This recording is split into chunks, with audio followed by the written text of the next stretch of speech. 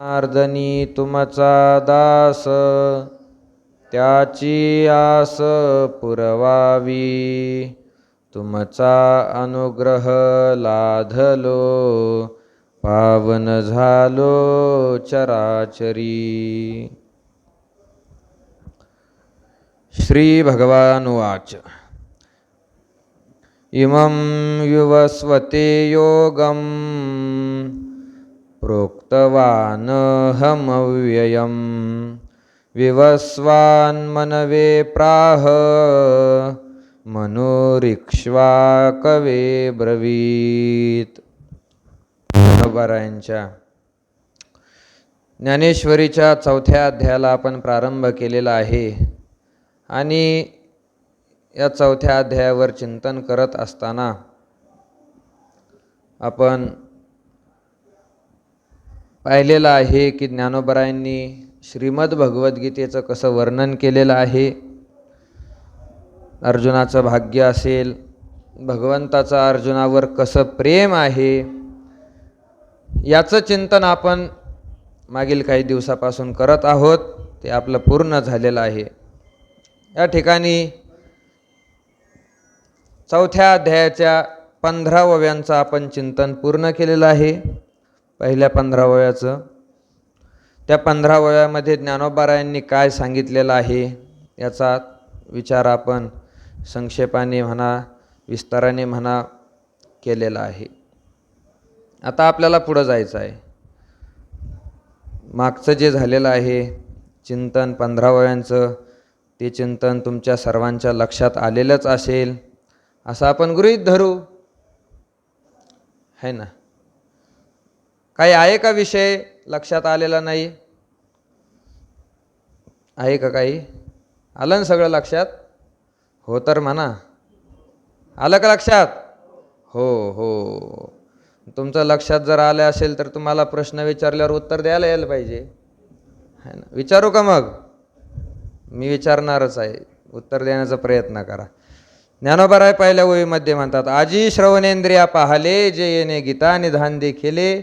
आजी स्वप्नची हे तुकले, साचा सरीशे. श्रवणेंद्रिया पाहले. श्रवणेंद्रिय म्हणजे कान. हां, श्रवणेंद्रिय म्हणजे कान. कानांचं काय झालं? उजाडलं. कानाचं भाग्य उदयाला आलं. कशामुळं? गीता ऐकायला मिळाली. वा, गीता ऐकायला मिळाल्यामुळं कानाचं भाग्य उदयाला आलेलं आहे. बरं, त्यानंतर ज्ञानोबारायांनी गीतेच्या विशेषाचं चिंतन केलेलं आहे. गीतेचा विषय काय आहे? विवेक. त्यानंतर गीतेचा वक्ता काय, कोण आहे? श्रीकृष्ण परमात्मा. गीतेचा श्रोता कोण आहे? भक्तराज अर्जुन. बरं, त्यानंतर ज्ञानोबाराय म्हणतात, कैशी आगळीक दैवाची, जे गंगा जोडली अमृताची. हो का जपे तपे श्रोतयांची फळा आली. गीता कशामुळं ऐकायला मिळाली? हां, जे जप तप केलेलं होतं, पुण्य केलेलं होतं, त्याच्यामुळे गीता ऐकायला मिळाली आहे. बरं, मग भगवंतानी जे ज्ञान सांगितलेलं आहे ते ज्ञान कोणालाच सांगितलं नाही.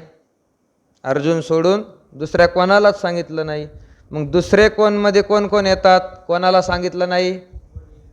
हां, आपल्या पिता असणाऱ्या वसुदेवाला सांगितलं नाही. अजून देवकीला सांगितलं नाही. अजून बळीभद्र, त्यालाही सांगितलं नाही. अजून लक्ष्मी मातेला सांगितलं नाही. अजून हां, सनकादिक जे संत होते त्यांना सुद्धा सांगितलं नाही. असं गुह्य ज्ञान आहे. बरं, संजय राजाला म्हणाला, ते वेळी संजय राय ते म्हणे, अर्जुन अधिष्ठिला दैव गुणे, जे अतिप्रीती श्री नारायणे बोली जात असे. संजय म्हणू राहिला, धृतराष्ट्र महाराज, आज मला अर्जुन भाग्यवान दिसत आहे. म्हणाला ना संजय, धृतराष्ट्राला म्हणत आहे, अर्जुन मला आज भाग्यवान दिसत आहे. कशामुळे? कारण काय? भगवंत अर्जुनासोबत प्रेमाने बोलत आहे, या कारणामुळे मला असं लक्षात येत आहे की अर्जुन भाग्यवंत झालेला आहे. भाग्यवंत. हो का जयाची अप्रती, हा अमूर्त आला आहे व्यक्ती. मज एकवंकी याची स्थिती आवडत असे. अवतार कोणासाठी धारण केला देवाने? अर्जुनासाठी. कोणत्या स्थितीमध्ये होता देव? अमूर्त स्थितीमध्ये. आता कोणत्या स्थितीमध्ये आला? मूर्त स्थितीमध्ये आला. वा, बरं. एरवी हा योगी अनाडळे, वेदार्थाशी नाकळे, जेथ ध्यानाची ही डोळे पावतीना, तो हा निज स्वरूप अनादि निष्कंप, परी कवने माने सकृप झाला आहे. देव दयाळू आहे का? वास्तविक देव दयाळू आहे का? नाही. देव दयाळू नाही याच्यासाठी आपण कोणतं उदाहरण पाहिलं? दयाळू नाही, अभिमन्यूचं उदाहरण पाहिलं. आणि देवाने दया कोणासाठी धारण केली? अर्जुनासाठी.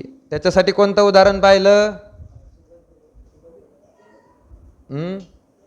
जयद्रथाचं. जयद्रथाला मारल्याचं उदाहरण पाहिलं. वा.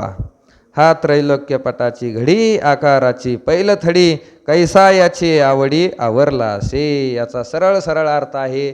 आजपर्यंत केलेलं चिंतन तुमच्या लक्षात आलेलं आहे.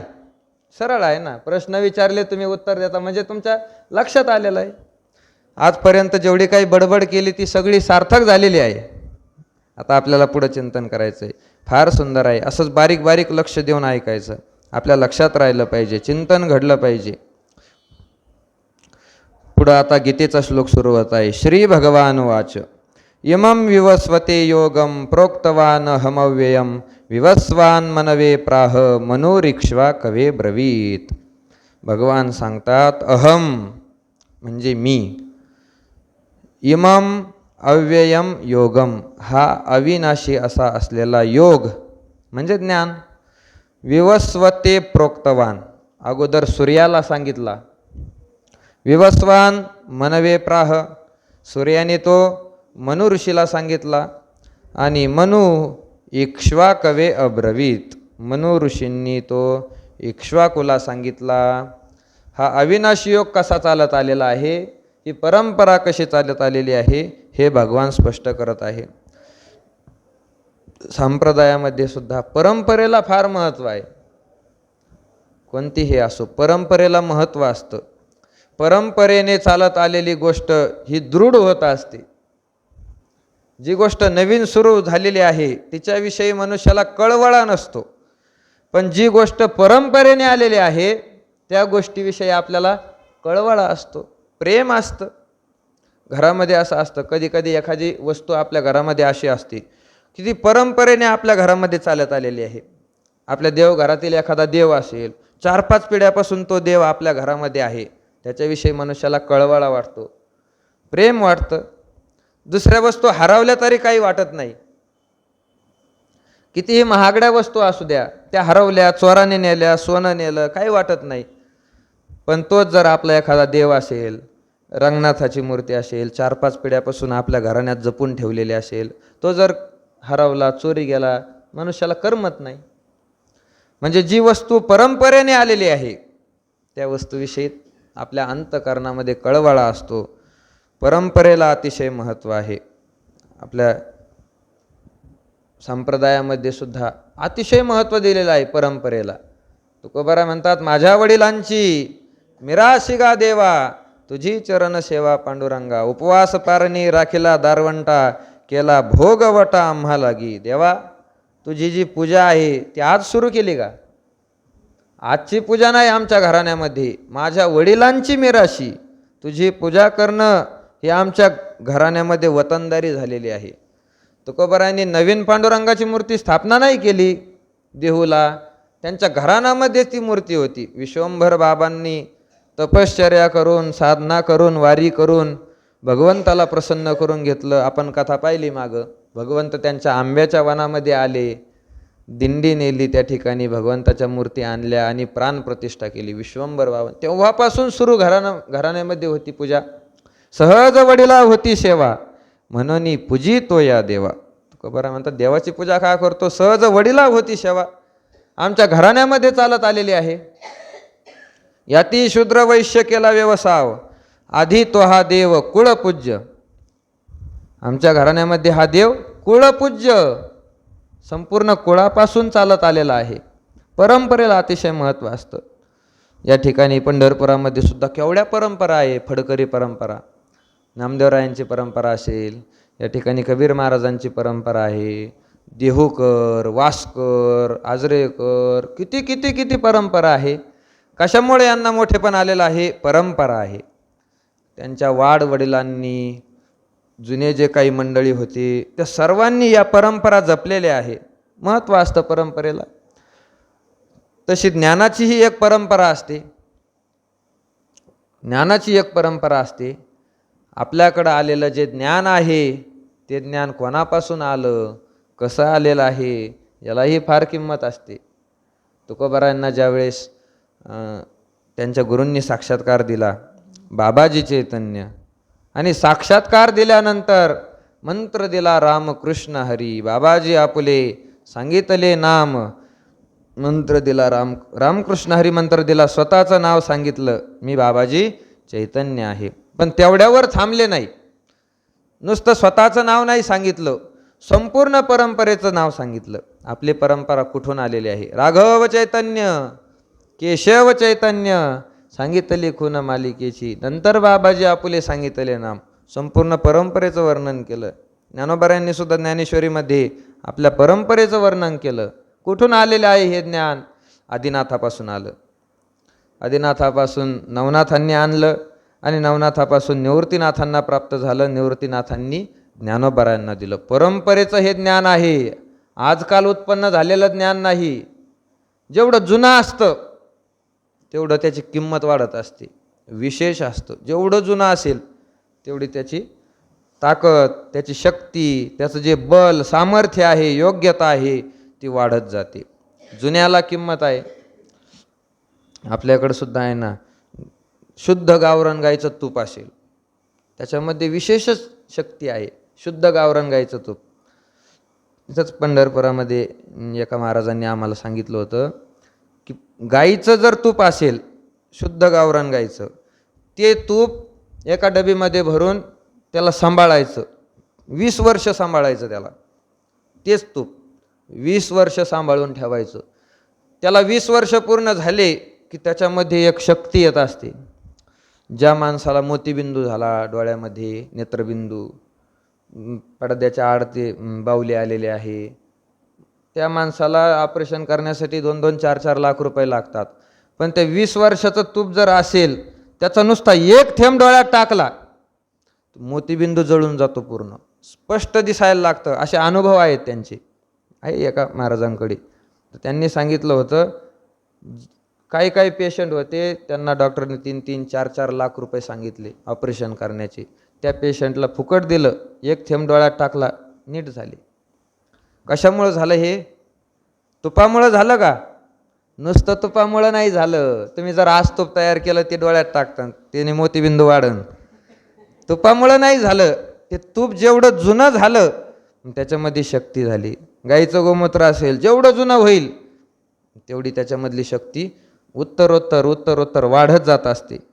तसंच आहे, ज्ञान जेवढं जुनं आहे तेवढं ते ज्ञान टिकत असतं, त्याचं सामर्थ्य तेवढं असतं. म्हणून भगवान या ठिकाणी सांगत असताना आपलं जे ज्ञान आलेलं आहे ते कुठून आलेलं आहे, कोणाच्या मुखातून आलेलं आहे ते सांगतात. मुखातून कोणाच्या आलेलं आहे याला फार महत्त्व आहे.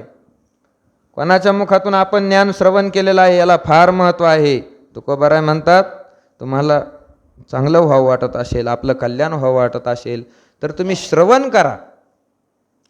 पण श्रवण कोणाच्या मुखातून करा याचेही नियम सांगितले. हरिदासामुखे हरिकथा श्रवण, तेथे पुण्य विशेषता. हरिदासाच्या मुखातून श्रवण करा, कोणाच्या मुखातून श्रवण करू नका. तुकोबाराय सांगतात, तैसे खळामुखे न करावे श्रवण, अहंकारे मन विटाळले. ज्याचं मन अहंकाराने विटाळलेलं आहे, दिवसभर मी मी मी मी करतो, मला असं वाटतं, मला असं वाटतं, अहंकारे मन विटाळले. तैसे खळामुखे न करावे श्रवण, त्या तशा खळ माणसाच्या मुखातून श्रवण करू नका. श्रवण करू नका का? व्यर्थ जाईल ते.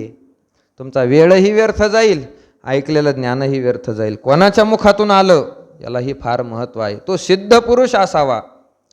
म्हणून भगवान सांगतात, या ठिकाणी जे ज्ञान अर्जुना तुझ्यापर्यंत आज येत आहे, हे जे गीता रहस्य आहे, कुठून आलेलं आहे हे ज्ञान? इमं विवस्वते योगम प्रोक्तवान हमव्ययम. भगवान सांगतात, हे ज्ञान माझ्यापासून निर्माण झालं. मी हे ज्ञान सांगितलेलं आहे. सगळ्या ज्ञानाचं उत्पत्ती स्थान भगवान आहे. सर्वात प्रारंभीचं ज्ञान आहे वेद. वेदाच्या नंतर सगळे ज्ञान प्रारंभ झालेले आहे. वेद सर्वात जुने आहेत, पण त्या वेदालाही शिकवणारा भगवान परमात्मा आहे. निळोबाराय एका ठिकाणी गवळणीमध्ये सांगतात, येनेची पढवूनी वेद केला शहाणा हो. यानेच या वेदाला शिकवलेला आहे. वेद जो शहाणा झालेला आहे तो भगवान परमात्म्याने त्याला शहाणा केलेला आहे. भगवंतापासून ज्ञानाची उत्पत्ती झालेली आहे. आणि भगवान सांगतात मग याची परंपरा कशी आली, तर हे ज्ञान अहम मी इमम अव्ययम योगम, हा अविनाशी योग, हे अविनाशी ज्ञान विवस्वते प्रोक्तवान. सूर्याला सांगितलं अगोदर, सर्वात अगोदर हे ज्ञान सूर्याला सांगितलं. आणि मग विवस्वान मनवे प्राह, त्या सूर्याने मनुराजाला सांगितलं. मनुहू इक्ष्वाकवे अब्रवीत, त्या मनुनी परत इक्ष्वाकूला सांगितलं, त्याचा मुलगा. अशी ही परंपरा चालत आलेली आहे. हे बोलत असताना ज्ञानोबरायांनी त्याला अव्ययम असं विशेषण लावलेलं आहे. अव्ययम हे योगाचं म्हणजे ज्ञानाचं विशेषण आहे. कसं आहे ज्ञान? अव्ययम, अविनाशी ज्ञान आहे. विनाश होणारं ज्ञान नाही, खर्च होणारं ज्ञान नाही, अविनाशी ज्ञान आहे. किती कालापासून चालत आलेलं आहे. या ज्ञानाचा नाश झालेला नाही. पुढेही तुम्हाला असं वाटतं की या ज्ञानाचा नाश होईल? नाही होत. कुठं आणि कुठं न कुठं या ज्ञानाचा प्रवाह नित्य सुरू आहे, नित्य सुरू आहे. कितीही कलियुग घोर लागू द्या, कितीही घोर कलियुग येऊ द्या, या ठिकाणी हे तत्त्वज्ञान सुरूच राहणार आहे. जास्त प्रचार नसेल, थोडाफार असेल, एखाद्या गावापुरता मर्यादित, एखाद्या घरापुरता मर्यादित, पण हे ज्ञान नित्य सुरू राहणार आहे, नित्य सुरू राहणार आहे. म्हणून अव्ययम. त्यावर ज्ञानोबारे भाष्य करतात, मग देव म्हणे पंडुसुता, हाची योग आम्ही विवस्वता. कथिला परिते वार्ता बहुवा दिवसांची. ज्ञानोबाराय म्हणतात, मग देव म्हणे पंडुसुता, देव पंडुसुताला, पंडुराजाच्या मुलाला अर्जुनाला बोलत आहे, हाची योग आम्ही विवस्वता कथिला. हा योग, हे ज्ञान आम्ही विवस्वान म्हणजे सूर्याला सांगितलं. विवस्वान म्हणजे कोण? सूर्य. सूर्याला काय शब्द वापरला? विवस्वान. विवस्वान संस्कृत शब्द आहे, ध्यानात राहू द्यायचं. विवस्वान म्हणजे सूर्य. आम्ही हा योग, हे ज्ञान सूर्याला सांगितलं. पण देव या ठिकाणी म्हणतात, परिते वार्ता बहुवा दिवसांची. पण अर्जुना, ती गोष्ट फार जुनी आहे. ती गोष्ट फार जुनी आहे, फार जुनी. नक्की किती आकडा आहे हे देवाने पण नाही सांगितलं. म्हणजे किती वर्षाचा जुना आहे, मध्ये किती अधिक मास गेले, किती वर्ष झाले, किती तप झाले, किती शतक झाले, किती युग झाले, किती कल्प झाले, हे काहीच आकडा सांगितला नाही. परिते वार्ता बहुवा दिवसांची, फार जुनी गोष्ट आहे, एवढंच सांगितलं. परितेने विवस्वते रवी, मग तेने विवस्वते रवी, हे योग स्थिती आघवी, निरूपिली बरवी मनोप्रती. मग तेने विवस्वते, मग त्या विवस्वते रवी, विवस्वान नावाच्या रवीने, सूर्याने, हे आघवी योग स्थिती, हे संपूर्ण योगाची स्थिती, ही संपूर्ण ज्ञानाची स्थिती, निरूपिली बरवी मनुप्रती, मनु ऋषींना सुंदर प्रकारे सांगितलेले आहे. मनूने आपण अनुष्ठिली, मग इक्ष्वाकुवा उपदेशिली, ऐशी परंपरा विस्तारिली आद्य हे गा. मनूने आपण अनुष्ठिली, मनु ऋषींनी त्याचं अनुष्ठान केलेलं आहे. असं काही नाही जुना योग चालत आलेला आहे, नुसतं याने त्याला सांगितलं, त्याचं काम झालं, त्याने दुसऱ्याला सांगितलं, त्याचं काम झालं, त्याने तिसऱ्याला सांगितलं. हे कलियुगासारखं नव्हतं त्यावेळेस. त्यावेळेस अनुष्ठानाचा प्रकाराला फार महत्त्व होतं. अनुष्ठान म्हणजे काय? त्याचं आचरण करणे. अनुष्ठानाला किंमत होती. कलियुगामध्ये अनुष्ठानाला किंमत राहिलेली नाही.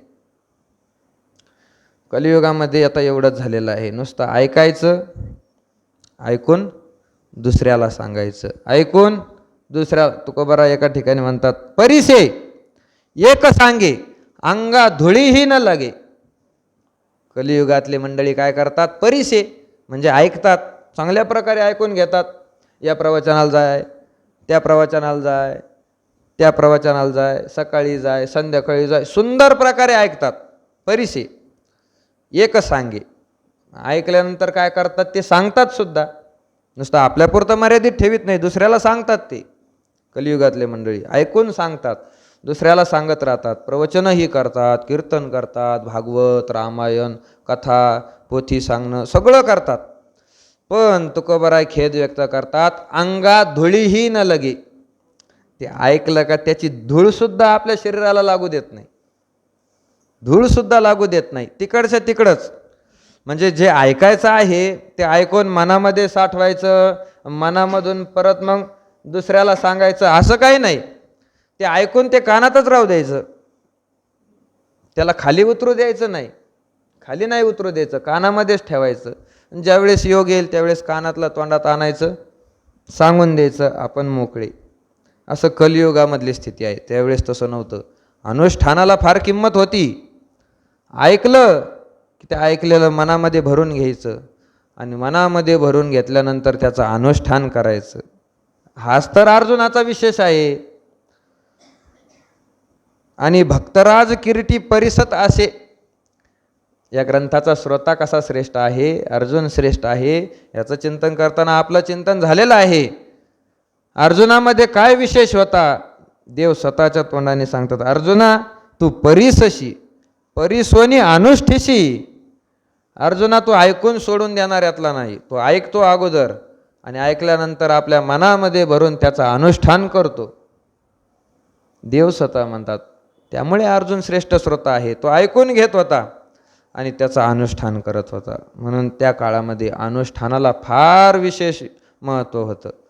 ऐकायचं, त्यानंतर श्रवण म्हणजे ऐकणं, त्यानंतर त्याचं मनन करायचं. मनन कसं करायचं, घरी गेल्यानंतर आज प्रवचनाला सुरुवात कुठून झाली, कोणती ओवी होती, कोणता श्लोक होता, त्या श्लोकामध्ये ओवीमध्ये ज्ञानोबरायांनी काय सांगितलं, प्रवचन करणाऱ्याने त्याचा विस्तार कसा केला, कोणते कोणते मुद्दे मांडले, उदाहरण दृष्टांत कोणते कोणते दिले, आणि प्रवचनाचं मध्य कसा झाला, प्रवचनाचा शेवट कसा झाला, संपूर्ण प्रवचनामध्ये आपण काय सिद्धांत काढून घ्यायचा, याचा विचार करणं घरी गेल्यानंतर, याला म्हणायचं मनन. आणि त्यानंतर त्याचं निधिध्यासन आहे, त्याचं आचरण आहे. त्याच्यामध्ये जो सिद्धांत सांगितलेला आहे ते आपल्या जीवनामध्ये कसं उतरेल याचा प्रयत्न करणं. प्रवचनामध्ये सांगितलं खोटं बोलणं महापाप आहे, मनुष्याने सत्य बोलावं, हे ऐकून सोडून द्यायचं का? नाही. घरी गेल्यानंतर याचं अनुष्ठान आपल्या जीवनामध्ये कसं घडेल याच्यासाठी तंतोतंत प्रयत्न करावं. जे सांगितलं त्याचं अनुष्ठान घडलं पाहिजे. म्हणून तुकोबाराय म्हणतात कीर्तन करावे. कीर्तन करू नये असं आहे का? कीर्तन ही साधना आहे, संतांनी सांगितलेली साधना आहे, म्हणून ती साधना केलीच पाहिजे. कीर्तन करावे, पण कीर्तन करावे तैसे वर्तुनी दावावे. काय वाक्य आहे तुकोबारायांचे, परिसासारखे शब्द आहे. एक एक शब्द मनामध्ये साठवून ठेवावे. तुकोबाराय म्हणतात कीर्तन करावे परी तैसे वर्तुनी दावावे. जसं आपण सांगतो तसं त्या वाक्याने आचरण करून दाखवावं. आचरणाला महत्त्व आहे, नुसतं सांगण्याला महत्त्व नाही. जे बोलतो आपण ते आपल्या कृतीमध्ये किती येतं याला महत्त्व आहे. नाहीतर कीर्तनामध्ये निरूपण तर आपण त्या दिवशीच विषय पाहिला, ब्रह्मज्ञानाचं निरूपण करायचं. मुखे बोले ब्रह्मज्ञान, मनी धन आणि मान, ऐशी याची करिता सेवा, काय सुख होई जीवा. वर्णन करताना तर परब्रह्माचं वर्णन करतो, वैराग्याचं वर्णन करतो. धन नाशिवंत आहे, धनाच्या मागे 15 अनर्थ शास्त्रामध्ये सांगितले. धन चोरीला जातं, धनाच्या पाठीमागे काळ आहे, अशा 15 अनर्थाचं निरूपण अस्खलित पद्धतीने त्याचं निरूपण करायचं, वर्णन करायचं. आणि कीर्तन संपल्यानंतर परत तिथं पाकिटाकरता गोंडा घोळायचा. नाही चालत, नाही चालत. अनुष्ठिशी, त्याचं अनुष्ठान घडलं पाहिजे, नुसतं सांगून त्याचा उपयोग नाही. ज्ञानोबराय म्हणतात म्हणून आपण अनुष्ठिली. म्हणून काय केलं, त्याचं अनुष्ठान केलं. म्हणून हे राजे होते, क्षत्रिय राजे होते. ते म्हणून हे सर्व ज्ञान प्राप्त केलं आणि प्राप्त करून त्याचं अनुष्ठान केलेलं आहे, आपल्या जीवनामध्ये उतरवलं आणि ते ज्ञान दुसऱ्यालाही सांगितलं. म्हणून जे ज्ञान सांगितलं, म्हणून जे धर्म सांगितले, त्या धर्माचं नाव आहे मनुस्मृती. स्मृती ग्रंथ आहे, मनुस्मृती नाव आहे. ते धर्म मनु महाराजांनी सांगितलेले आहे. त्यामध्ये विस्ताराने वर्णन केलेलं आहे. कर्म कोणी करावं, कर्माचे प्रकार कसे असतात. सुंदर सुंदर ग्रंथ आहे. ज्याला संस्कृत कळतं त्याने नक्कीच या ग्रंथाचा अध्ययन करण्याचा प्रयत्न करावा. म्हणून आपण अनुष्ठिली. मग इक्ष्वाकुवा उपदेशिली. मग काय झालं, त्या मनूंनी इक्ष्वाकू नावाच्या राजाला सांगितली. त्याचा पुत्रच होता इक्ष्वाकू. ऐशी परंपरा विस्तारिली आद्य हे गा. ज्ञानोबा म्हणतात अशी ही परंपरा विस्तारली आहे. या परंपरेचा विस्तार झालेला आहे. आद्य हे गा, अनादि काळापासून पुरातन आहे हे तत्वज्ञान, आद्य आहे. एवं परंपरा प्राप्त मिमं राजर्षयो विदुः सकाले नेह महता योगो नष्ट परंतप. एवं अशा प्रकारे परंपरा प्राप्तम, परंपरेने प्राप्त झालेला योग, परंपरेने प्राप्त झालेलं तत्वज्ञान. इमम या तत्वज्ञानाला राजर्षयो विदुः, राजर्षी लोक जाणते झाले.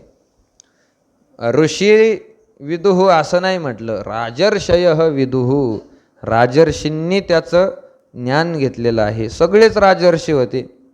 सूर्य म्हणजे काय ऋषी आहे का, वनात फिरणारा? नाही, राजर्षी आहे. त्यानंतर मनु आहे, मनुसुद्धा राजे होते. मनुचा पुत्र इक्ष्वाकू हे सुद्धा राजे आहे, रामाच्या वंशातली वंशावळ आहे. सगळे राजे आहे. राजे असून ज्यांचं जीवन ऋषीतुल्य आहे त्याला म्हणायचं राजर्षी. देव असून ज्यांचं जीवन ऋषीतुल्य आहे त्यांना म्हणायचं देवर्षी. नारद, नारद म्हणजे देव योनीतले आहे, पण तरीसुद्धा ऋषीसारखं आचरण आहे, त्यांना देवर्षी म्हणतात. या ठिकाणी राजर्ष शब्द वापरलेला आहे. जे राजे होते त्यांनी त्याचं आचरण केलेलं आहे. सकाळीच कीर्तन प्रवचनामध्ये विषय झालेला आहे. 18 भार वनस्पती फुली फळी ओळती, 22 त्या पोखरणी नदी गंगा वाहती, ज्या घरी कुलस्त्रिया राज्य राणी व संपत्ती, हे सुख सांडोनिया कासया योग सेविती. भरत राजाचं किती मोठी संपत्ती होती. राजे होते, राजे. कुलस्त्रिया होता, राज्य राणीव संपत्ती, सर्व काही अनुकूल स्थिती होती संसारामध्ये. हे सुख सांडोनिया कासया योग सेविती. हे सुख सोडून कशाला त्यांनी योग सेवन केला, कशाला त्यांनी ज्ञानाचा मार्ग धरला, कशाला त्यांनी निवृत्तीचा मार्ग धरला, कशाला त्यांनी वैराग्याचा मार्ग धरलेला आहे? त्या ब्रह्मज्ञानासाठी. जे ब्रह्मज्ञान प्राप्त केल्यानंतर मनुष्याचं जीवन सुखी होतं, त्या ब्रह्मज्ञानासाठी. राजर्षी लोकांची ही स्थिती आहे. इतर युगातले म्हणजे कृतयुग असेल, त्रेतायुग असेल, द्वापार युग असेल, त्या काळातले राजे कसे होते? सगळे ब्रह्मज्ञानाने संपन्न होते. जनक महाराज आहे, केवढं मोठं उदाहरण आहे. जनकाचं नाव घेताना फक्त जनक कोणी म्हणत नाही, विदेही जनक, विदेही जनक आहे. अग्नी माझी एक पाव जळे, तुका म्हणे राज्य करिता जनक, अग्नी माझी एक पाव जळे. जनक ऋषी फार मोठे ऋषी होते. काय अवस्था होती त्यांचं एक उदाहरण सांगतात. जनक महाराज आपल्या नगरीमध्ये, मिथिला नगरीमध्ये त्या ठिकाणी सुंदर प्रकारे राज्य करत होते. आणि आता वृत्ती त्यांची सज्जनाची असल्यामुळे चातुर्मासाचं ते आयोजन करत होते. दरवर्षी चातुर्मास असला, आषाढी वारी, आषाढ महिना झाला की चातुर्मासाला प्रारंभ होतो. भगवंत त्या चातुर्मासामध्ये निद्रा घेतात. चातुर्मासामध्ये मग ते दरवर्षी मोठमोठ्या ऋषी लोकांना आपल्याकडे बोलवायचे राज्यामध्ये आणि त्या ठिकाणी सत्संगाचं आयोजन करायचे. फार मोठमोठे ऋषी बोलवत होते. असाच एका चातुर्मासामध्ये सगळे ऋषी आलेले आहे. ते ऋषीच होते महाराज. ऋषींना बोलावलं, ऋषी मग लगेच त्यांच्या वाड्यात नाही राहायला गेले. वाड्याच्या बाहेर त्या ऋषी लोकांचं जसं त्यांचं रोजचं वागणं आहे, चालणं बोलणं आहे, तसं त्यांना वागण्यासाठी वेगवेगळ्या प्रकारच्या पर्णकुट्या बांधून दिल्या राजाने, कारण ते ऋषीच लोक होते, वाड्यात कसं काय राहतील, पर्णकुटी बांधली सगळ्यांना. आणि रोज सत्संग व्हायचा. त्या सगळ्या ऋषीमध्ये श्रेष्ठ ऋषी होते याज्ञवल्क्य मुनी. याज्ञवल्क्यांचं रोज प्रवचन असायचं, सत्संग असायचा, सगळे ऋषी श्रवणाकरता यायचे.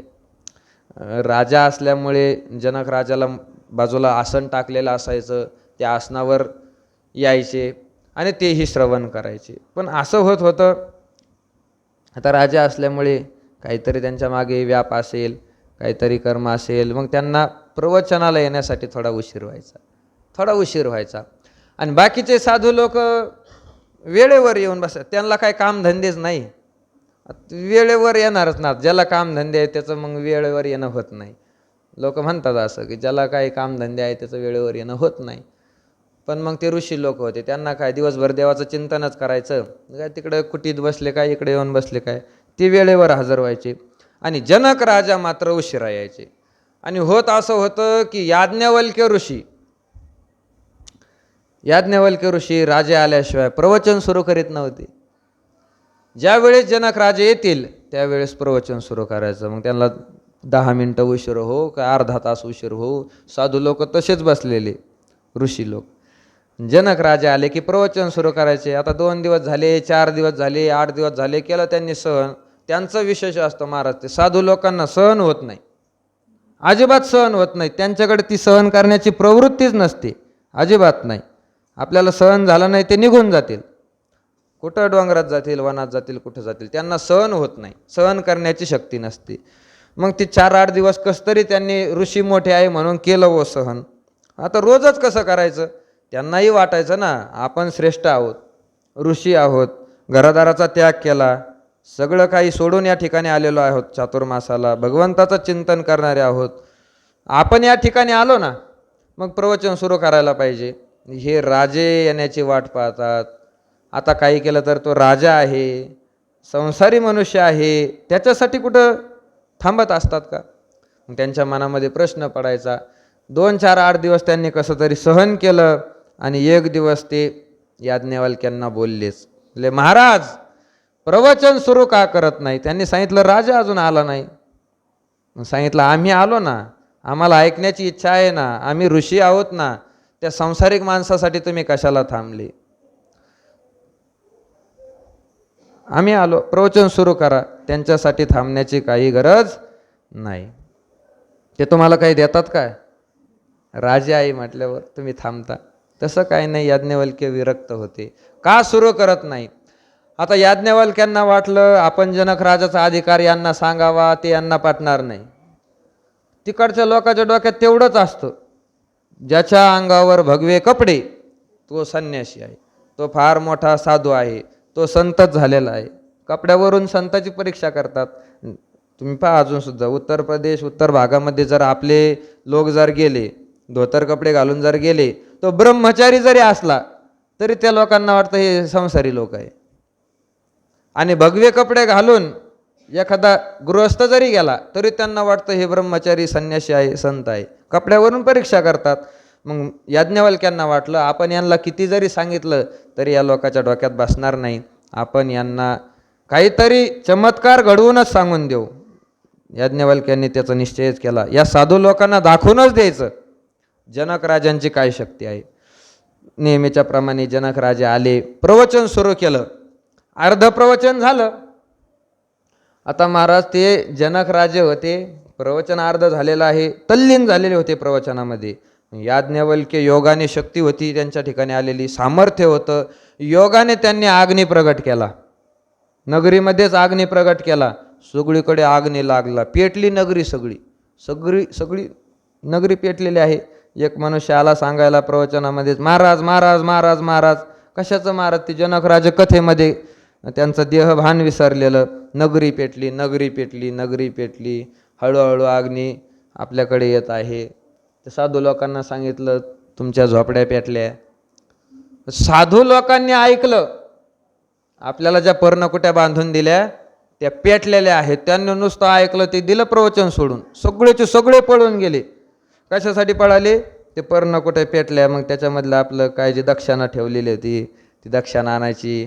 कोणाच्या झोळ्या ठेवलेल्या होत्या, कोणाचे ग्रंथ ठेवलेले होते, कोणाचं काय सामान गोळा करण्यासाठी. आणि ती आग्नी लागत लागत लागत लागत लागत लागत जिथं ते प्रवचन सुरू होतं त्या सभामंडपामध्ये आग्नी लागला. आणि तो अग्नी जनक राजा ज्या खुर्चीवर बसलेला होता, लाकडाची खुर्ची, चंदनाची असेल, पेटलं ते लाकूड खुर्चीचं. आणि ते पेटत पेटत पेटत पेटत आलं. जनक राजाच्या पायाला अग्नी लागला, एक पाय जळाला. हल्ले नाही खुर्चीवरून, अनुसंधान होतं कथेचं, कथा सुरू होती. एक पाय पेटला. तो का म्हणे, राज्य करिता जनक अग्नी माझी एक पाव जळे, तरीही वृत्ती त्यांची कथेमधून विक्षिप्त झाली नाही. एक पाय जळाला तरी सुद्धा, दुसऱ्याचा नाही जळाला, त्यांचा स्वतःचा जळाला.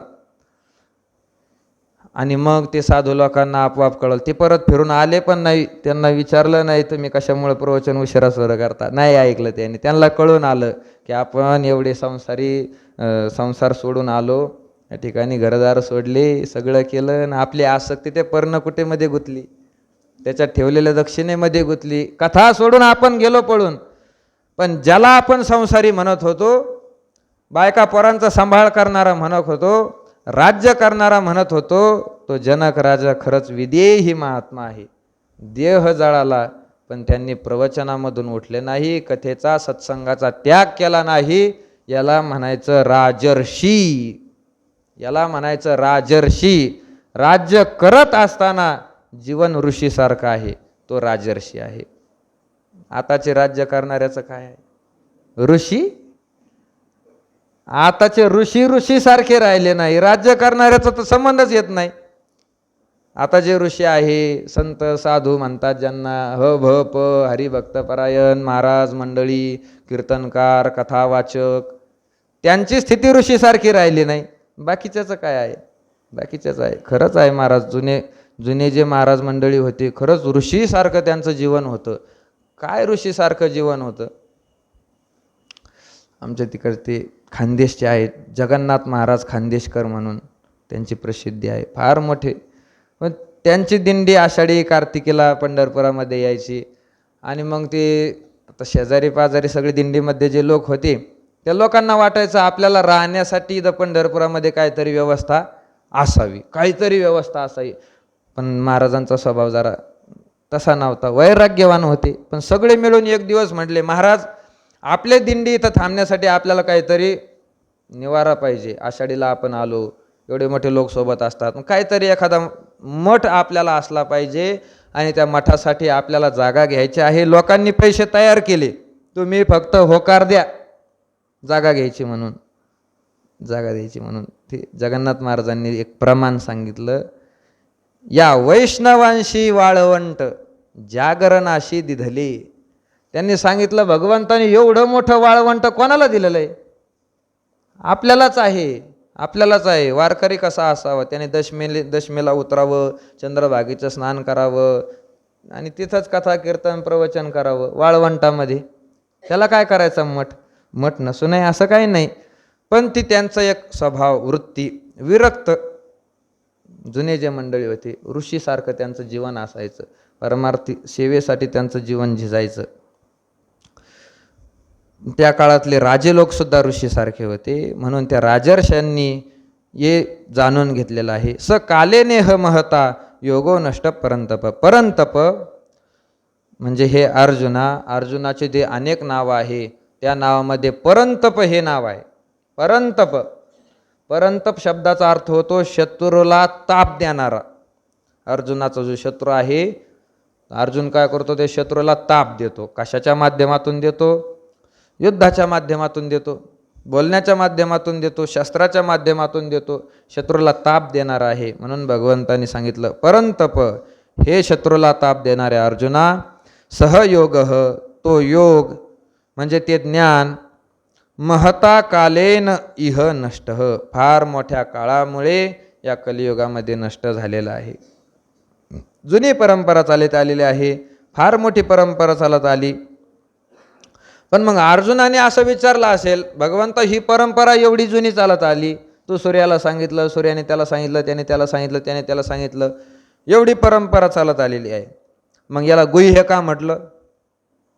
इतक्या जणांनी जाणून घेतलं, मग ही गुई हे कसं काय आहे, किंवा मला माझ्यापर्यंत हे ज्ञान येण्यासाठी परत तुझीच का गरज पडली, दुसऱ्याने मला हे ज्ञान का सांगितलं नाही, तू ते सूर्याला सांगितलं, मग सूर्यापासून चालत चालत माझ्यापर्यंत यायला पाहिजे होतं, मला ज्ञान सांगण्यासाठी परत तुला येण्याची गरज का पडली.